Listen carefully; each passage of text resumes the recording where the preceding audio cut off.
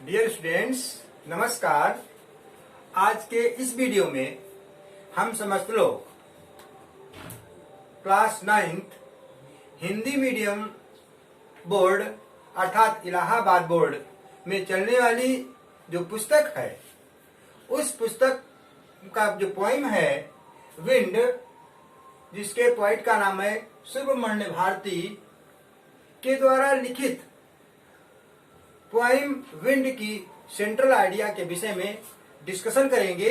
इसके पहले हम समस्त लोगों ने poem 1 the road that not taken के विषय में डिस्कशन किया है।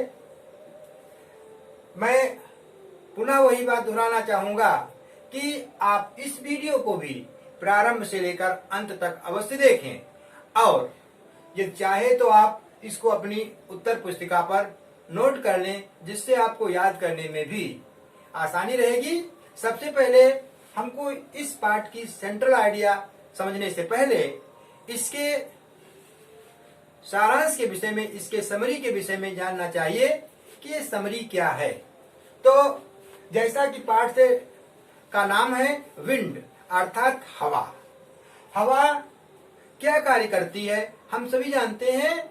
हवा का कार्य है किसी छोटी या कमजोर वस्तु को गिरा देना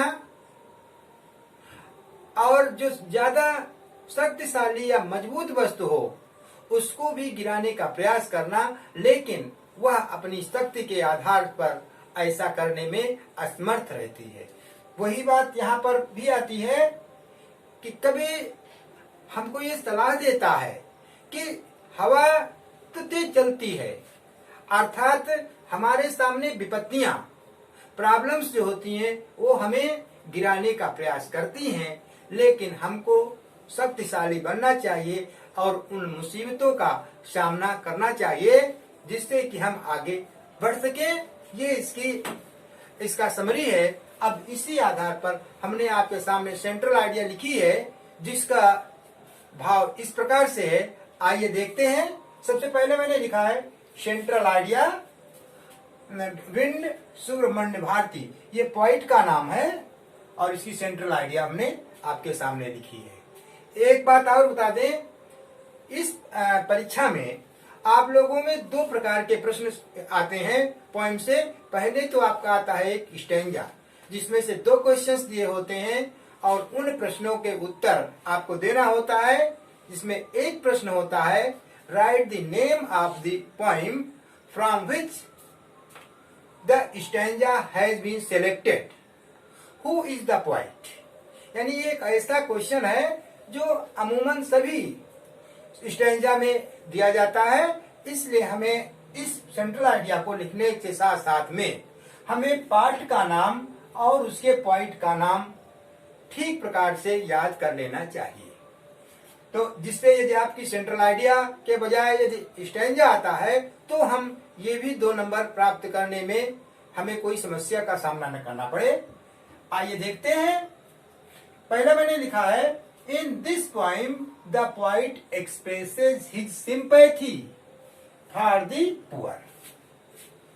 अब इतने का ही अर्थ क्लियर करते हैं आपके सामने, जैसा कि हमने आपको पहले समरी के रूप में बता दिया है। In this poem the poet expresses, एक शब्द यहाँ पर लिखा है एक्सप्रेस। एक्सप्रेस मीन्स प्रकट करना या बताना।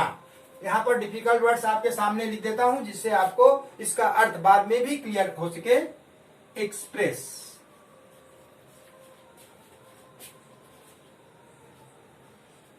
एक्सप्रेस मीन्स प्रकट करना।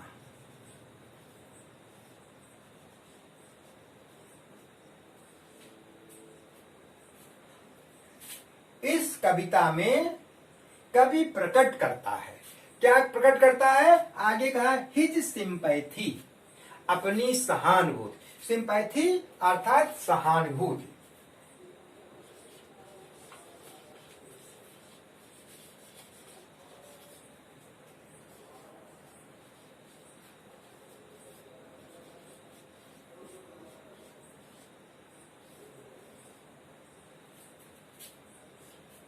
इस कविता में कवि अपनी सहानुभूति प्रकट करता है for the poor.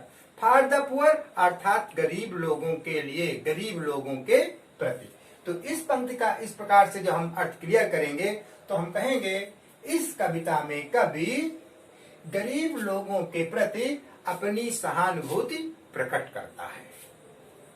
He advises the poor to be firm as when the wind blows. He advises, एक यहां पर पुनः न्यू वर्ड है advises। advises मीन्स सलाह देता है।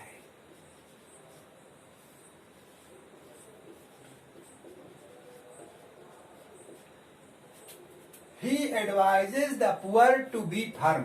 फर्म माने दृढ़ या सख्त। वह गरीब लोगों को सख्त बनने की सलाह देता है। हमने पहले ही बताया है कि हवा अर्थात जो शक्तिशाली व्यक्ति है वह अपने से कमजोर को गिराने का प्रयास करता है, लेकिन हम कितने भी गरीब हों, कितने भी कमजोर हों, लेकिन हमको स्ट्रिक्ट रहना चाहिए, हमें फर्म रहना चाहिए, तभी हम उसका सामना कर पाएंगे। तो वही यहाँ पर इसका अर्थ है he advises the poor to be firm. वह गरीबों को दृढ़ रहने की सलाह देता है। एज क्योंकि when the wind blows, क्योंकि जब हवा चलती है it disturbs the lives of the poor। it disturbs, disturb माने परेशान कर देना, गड़बड़ कर देना।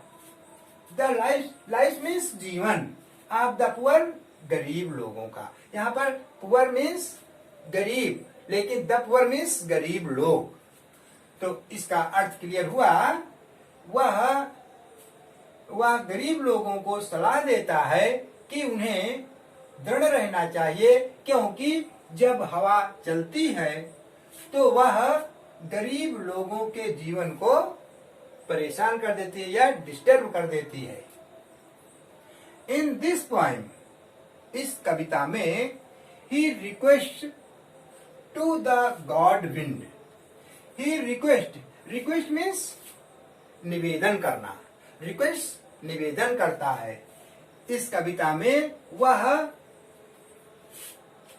ईश्वर हवा यानी हवा रूपी ईश्वर से निवेदन करता है, कहता है टू बी सॉफ्टेन, कि उसे शाफ्ट होना चाहिए, मुलायम बनना चाहिए, यानी सरल बनना चाहिए। सॉफ्टेन का मतलब यहाँ पर सरल बन जाना, सॉफ्टेन।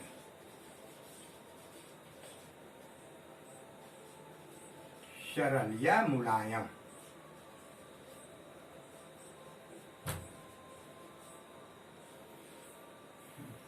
वह हवा देव से या हवा रूपी देवता से निवेदन करता है, प्रार्थना करता है कि उसे सरल बनना चाहिए, सरस रहना चाहिए। ही कंप्लेन्स, कंप्लेन मीन्स शिकायत करना, grumbling.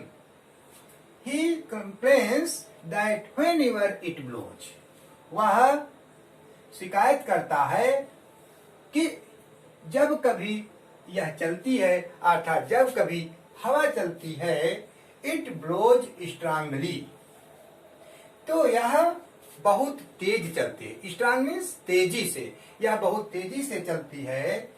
Whatever comes in its way, चाहे जो भी इसके रास्ते में आए। वे मीन्स रास्ता, WAY, रास्ता या पथ, चाहे कोई भी इसके रास्ते में आए। It destroys everything else. Destroyed means नष्ट करना, डिस्ट्रॉयज नष्ट करती है। यह अपने रास्ते की प्रत्येक चीज को नष्ट कर देती है, या कह दिया जाए कि यह अपने सामने की, अपने रास्ते की प्रत्येक चीज को नष्ट करने का पूरा प्रयास करती है। The poet advises the poor, कवि गरीब लोगों को सलाह देता है। क्या सलाह देता है? Explaining them that the wind destroys only the weak and the poor. कवि गरीब लोगों को ये सलाह देता है या बताता है या व्याख्या करता देता है कि हवा केवल कमजोर और गरीबों को ही डिस्ट्रॉय करती है, नष्ट करती है। अर्थात यदि हम कमजोर हैं, यदि हम पुअर हैं, तो निश्चित रूप से हमारा पतन हो जाएगा। हमारा सामने वाला, हमारा विरोधी हमको हानि पहुंचा देगा, हमारा नुकसान करेगा। लेकिन यदि हम कहीं सशक्त हैं तो वो हमारा कुछ नहीं बिगाड़ सकता। यही यहाँ पर इसका भाव है। कभी गरीबों को सलाह देता है कि हवा केवल कमजोर और गरीबों को ही नष्ट करती है। So they should be stronger. So they should be stronger. इसलिए उन्हें मजबूत बनना चाहिए। स्ट्रांग की कंपैरेटिव डिग्री होती है स्ट्रांगर, यानी जितना शक्तिशाली है उससे कहीं ज्यादा शक्तिशाली बनना चाहिए। इसलिए उन्हें शक्तिशाली बनना चाहिए बाय देमसेल्फ, स्वयं के द्वारा। इसलिए उन्हें स्वयं के द्वारा शक्तिशाली बनना चाहिए। And to be ready to face any condition. और किसी भी परिस्थिति का, कंडीशन माने परिस्थिति या दशा, किसी भी परिस्थिति का सामना करने के लिए, एक शब्द यहाँ पर आया है आपका फेस। फेस मीन्स सामना करना। किसी भी परिस्थिति का, किसी भी दशा का सामना करने के लिए हमें तैयार रहना चाहिए। इस प्रकार से हम देखते हैं, हम ये सीखते हैं कि इस कविता के माध्यम से हम निरंतर यदि भविष्य में कुछ करना चाहते हैं तो हम शक्तिशाली बने और आने वाली मुसीबतों का हम तभी सामना कर पाएंगे, तभी हम अपना उन्नति का मार्ग प्रशस्त कर पाएंगे। यदि हम कमजोर हैं तो निश्चित रूप से हमारा पतन होगा और हमारा विरोधी, हमारा सामने वाला व्यक्ति जो हमें पसंद नहीं करता है, वो हमारा नुकसान कर देगा। अतः इस कविता के माध्यम से कवि ने हमें ये सलाह दे दी है कि हमें शक्तिशाली बनना ही चाहिए। यही हमारी सेंट्रल आइडिया थी। आप सभी लोगों को मैं सलाह देता हूं कि इसको अच्छी प्रकार से याद करें। धन्यवाद।